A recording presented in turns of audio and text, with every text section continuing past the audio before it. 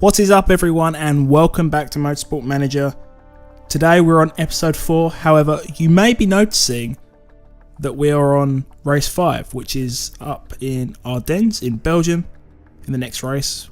I actually did do the Tondela Grand Prix, which was in Portugal, and that was meant to be coming at you today. However, we come across some technical difficulties, I shall say, and the video playback was very jumpy and glitchy, and I'm really not 100% sure why.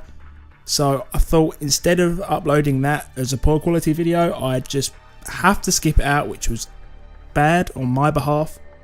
But then I could just fill you in on what happened. Basically, we started off more or less at the back of the grid due to the way the qualifying and grid works on, well, in this series at least, it's reverse championship. So Will Hume was actually starting in last. We ended up coming all the way up and finishing in 6th, I believe, and Alexia Pernette was a bit more unlucky because she damaged her front wing very early on, so it was more of a recovery drive. But as you can see, we're still leading the Drivers' Championship and we are 2nd in the Teams' Championship.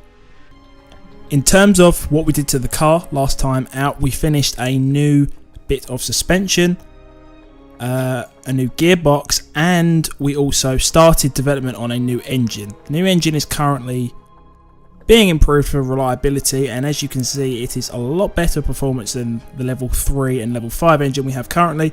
Same with the gearbox, we've jumped from around 11 and 14 all the way up to 55. This is why we're 1 million in debt at the moment, because we just spent the money on the engine, but hopefully it should pay us back in the long run with much better performance. So today is race day, we are at the Ardennes, or the Belgian Grand Prix. We may as well jump straight into it, see how we can get on. Hopefully we won't have any problems like last time out at the Portuguese Grand Prix, and let's see how we can do. In terms of sponsorships, it looks like it's going to be raining in qualifying, and top speed is crucial, low speed corners is crucial, and to be fair, we're not fantastic in either. Acceleration we're a little bit better now, but nothing too special, so I think I'm going to go once again for play sport, which is 7th or above. I did do that last time out and we just about got that objective. So considering this track really is against us as well, I think that's the best that we can do. In terms of the car, I believe we can probably now fit the new engine, which we can. It's up to 74% reliability, which is very good. I think we're just going to put that straight on Will Hume's car. As you can see, it does give him a bit more of a performance edge, I believe, if I just go back to what he had before. Okay, not actually that much by the looks of it, but still, we will go with that. Hopefully he can do a little bit better, seeing as he is really kind of up for the championship. I could give him that as well. Pernette wouldn't be happy, but we're going to have to start committing to the championship. As you can see, he's in 1st, she is in 11th, and most likely she's going to leave in 6 months, whereas we've got him next year as well. So we're going to commit to Will Hume and hopefully win him the championship. By the look of it, I think we are going to be in for a long session of practice here. It's going to be raining the whole entire time. Therefore, I'm most likely just going to skip through it. I would usually do it if it's dry, but to be fair, the last couple of races we actually haven't been able to. Even last time out, which you wouldn't have seen, it was raining then as well, so I couldn't do it then. So there's not too much we can do with all of this. We may as well get straight into it and see how the results go. 14th and 18th wasn't too bad for practicing. Hopefully we'll be able to take a little bit of knowledge if we've gained any into the race. If not though, it doesn't matter too much, as I doubt many other people will either. Here we are on race day. As you can see, we didn't get too much. We got 5% race trim, so we'll just chuck that on Will Hume's car. Same for Pernette, so we'll chuck that on. They obviously have their own special abilities as well, which is useful. We'll quickly jump into some setup work. And as you can see, both the downforce and handling need to be reduced on Will Hume's car. However, the top speed balance is looking pretty good. I think we could probably do maybe 1 pit stop in this race with Will Hume. Or not, because we can only go 8 laps. So I'm thinking maybe 3 pit stops, 8 laps at a time. That'll take us easy to the end of the race. They could possibly all be on softs as well, which looks pretty good for us. Or 9 laps, so yeah, definitely. Unless we try and maybe have a lower fuel setting and take it a bit longer. But I think 3 pit stops, So each stint would be just over 7 laps. I'll put in 8 laps to start off with. For Alexia Pernette, we definitely know that the top speed needs to increase a lot. The handling and downforce probably need to go down a tiny bit, but that's about it. And probably the same, we can go the whole thing on super softs. We'll obviously be able to push a bit harder with Pernette because she has her extra skill. So I think we are good to start the race. We may as well start off pushing for both, just so that we can get the temperatures straight up at the beginning of the race.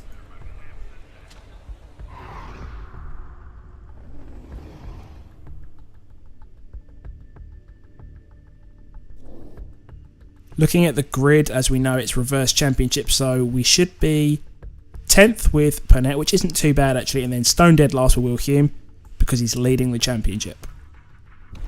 Starting off the race, I'm not too optimistic today, but we'll just have to wait and see how things pick up.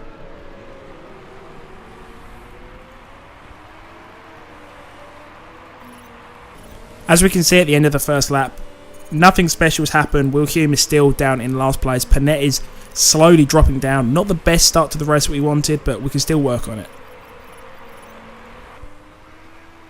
I think Alexia Pernette is actually going to be going quite a bit slower than Will Hume, so if they ever get next to each other on track, I'm going to get her to allow Will Hume through.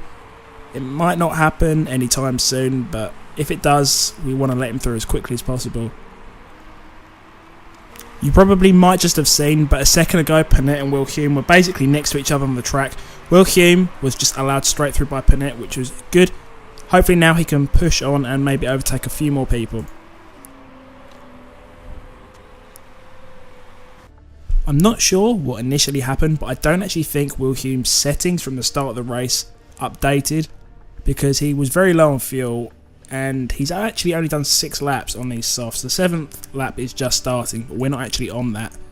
So we definitely had enough tyre degradation left. We may as well put him on some super soft, see how he does. We want to try and get maybe 9 laps out of this at least, because then that'll put us in good stead for the final stop. All of our parts are good. We're going to do a fast pit stop. Hopefully we can undercut a couple of people that are just in front on the track. Our pit crew just made a little mistake. We only lost basically 0.3 of a second, which wasn't too bad. Now though, we have some clear air in front of Will Hume, so hopefully he can get going.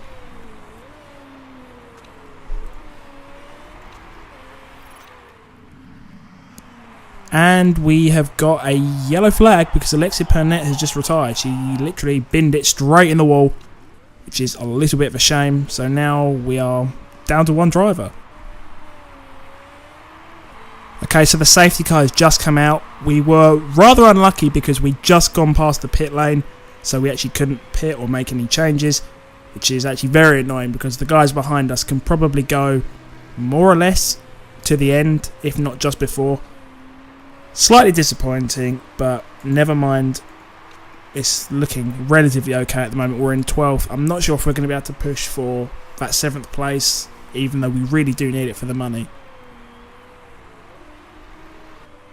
The safety car is about to come back in, and our dilemma now, if we really have one, is that all of the guys behind us that have pitted wouldn't usually have enough fuel, but since they did pit and the safety car was out, they probably could have actually conserved their fuel over time. So we might actually be a little bit caught out here, because I think we are more or less the first person in front of those guys that didn't pit. So they're all going to be on fresh tyres. Most likely we're going to drop down like we are now. Didn't expect to drop down this quick, but yes, we are down in 17th. By the looks of it, we're going to have to pit at the end of this lap due to our fuel situation. I think if we play this right, we can make up a lot of positions. We are currently in 16th, but literally the whole grid is directly in front of us, and I'm feeling a pit stop now and then being on the correct set of tyres, we could really jump a lot of places here. As we know, our tyres wear more slowly if we are on the softs. They obviously aren't the faster set of tyres, however we can probably push them harder, which is probably what we need at this time. These tyres do go... In fact, no, I'm going to go for the softs. The softs are faster, so we'll go with those. will give just enough fuel to get to the end, which is 7 laps.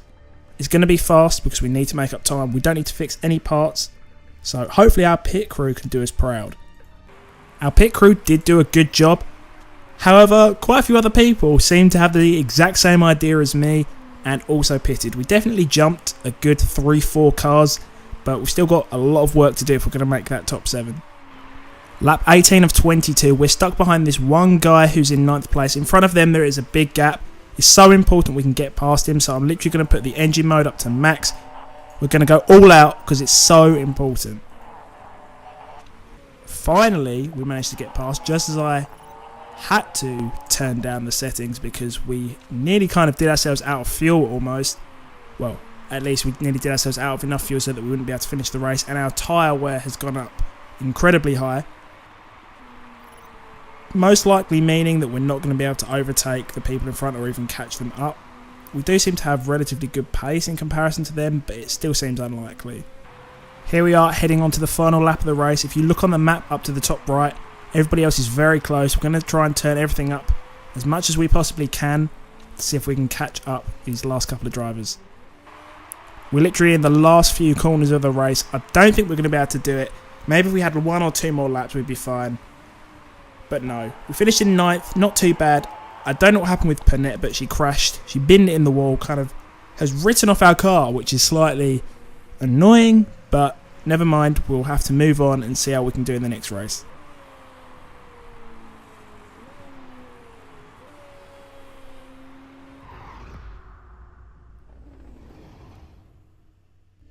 After scrutineering, as you can see, we finished in 9th and obviously last due to Panette crashing.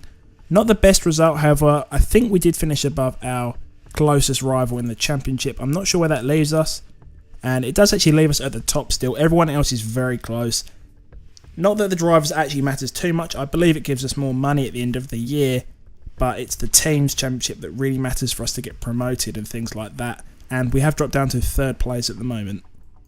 Now that we are back in kind of our main hub, we can assess the damage to Panette's car, and as you can see, 86% on average it dropped by, so that's going to take a while. As you can see, again, 33 hours until we can pretty much start working on anything else. Luckily enough, our next race is in a total of 31 days, so we have a lot of time to prepare. I don't think we're going to be making too many parts. As you can see, we're down 2.2 million, which is a lot. I think we may have a sponsor offer or a few sponsor offers coming in soon, and ideally it will be worth a lot of money with a lot of money up front. However, I can't see it being 2 million. So the car repair is finished and our first sponsor offer has come in. It's 12 or above, but it's only 2 stars, and yeah, we can attract 4 stars now, so I'm wishing that one of those will come in, otherwise we kind of are a little bit doomed for our main sponsor. We've just received another 2 sponsors, and as you can see, we have got PlaySport once again. It's only 3 races long, but we'll get 450,000 up front and 600,000 bonus payment per race. I'm not sure if we have a race in the UK, but if we do, it possibly could be a good idea to get that sponsor, and we do. So that'll be 3 times if we get in like that top 7. So that would obviously give us 1.8 million, which will be higher than any other, and I don't think we can get any more sponsors. We'll leave it just up until the next race, and if nothing else has come in, we'll go back with PlaySport once again. In the meantime, whilst we wait for that, I decided to put these 2 components on performance. These are the components that are on Will Hume's car, and we really want to try and max them out to improve our car as much as possible. As we know, it's not fantastic, but it's a good starting point. We have just had an interview request from Lisa Amorosi. She's a journalist and she wants to interview Will Hume. We'll get 100,000, but his morale will go down by 20, which is actually quite a lot. I don't know what his morale is at the moment, if I can see it somewhere. It's actually high, so I guess we could afford for him to lose 20. Another 100,000 is... it does help out. Like, it's not much, but it does help out. So we'll do that. We're a bit closer to the green once again, but that's about it really. Just looking at our emails, Chepe Lima has come to us to tell us that pretty much our improvements have been done for performance. So our engine is at the absolute max, same with that set of brakes, which is very, very good. It's making Wilhelm's car look a little bit more competitive at least, which is a decent start. Most likely I'll either just finish off improving this gearbox and the suspension, or start working on the reliability of the parts, which I think I'll actually do that. The front wing and rear wing don't matter too much, however the brakes could do with a little bit of work, also the suspension. In fact, considering I might actually improve the brakes sometime soon, I'll work on the gearbox and the suspension. It'll be done 18 days after the race, but considering the race is only in 5 days, it's not too bad. It'll be a little bit better, but we'll just have to leave that there. Anyway, the next race is in 5 days, as I mentioned. However, we're actually going to leave that here for today. I hope you did enjoy. Remember to drop a like on the video if you did. Leave me any comments telling me anything that you think, anything you think I should do to make Predator racing even better, or just to help out in general. Remember to subscribe if you're new, and yeah, I will see you all on the next video.